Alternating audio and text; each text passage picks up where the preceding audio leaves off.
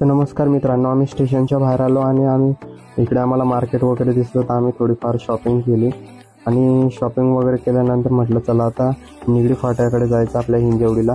तिकडून आम्ही बसने गेलो आणि त्याच्यानंतर आम्ही बसमध्ये बसलो तर आम्हाला थोडा वेळ ट्रॅफिक लागली, खूप वेळ आम्हाला कमीत कमी 2-2.5 तास थांबावं लागले ट्रॅफिक आणि पोलीस बंदोबस्त पण होता। निगडी फाट्याला उतरून आम्ही परत एक रिक्षा केली आणि रिक्षाने आम्ही हिंजवडीला गेलो।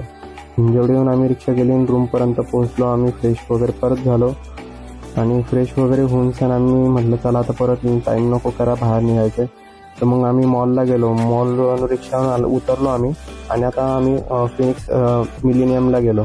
फिनिक्स मिलेनियमला एंट्री केली आम्ही आणि नंतरून इथे वेगवेगळ्या प्रकारचे आम्हाला कपड्यांचे, इलेक्ट्रॉनिक्सचे ब्रँड दिसले आणि खाण्यापिण्याचे पण शॉप्स होते। तर आम्हाला जिथं वाटलं आम्ही तिथं जात होतो आणि मजा पण खूप येत होती। टाइमपास करत गेलो।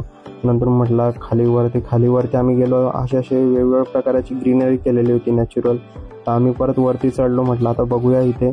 आम्हाला इथं गेमिंग झोन वगैरे दिसला। गेमिंग झोनमध्ये आम्ही बघत होतो की कोणते गेम्स आहे आणि आमच्याकडे कार्ड होतं पण आम्ही कार्ड घरी विसरून आलो होतो। त्याच्यानंतर आम्ही 3D गेम्सकडे आलो। 3D गेम्सकडे पण काही मजा नव्हती, म्हटलं चला। मग नंतर आम्ही लहान मुलगा गनने फायर करत होता पाण्याने, काहीतरी तो गेम होता। त्याच्यानंतर म्हटलं भूक लागली तर आम्ही डॉमिनोजमधून आम्ही पिझ्झा ऑर्डर केला। इथं पिझ्झाची टेस्ट पण चांगली होती।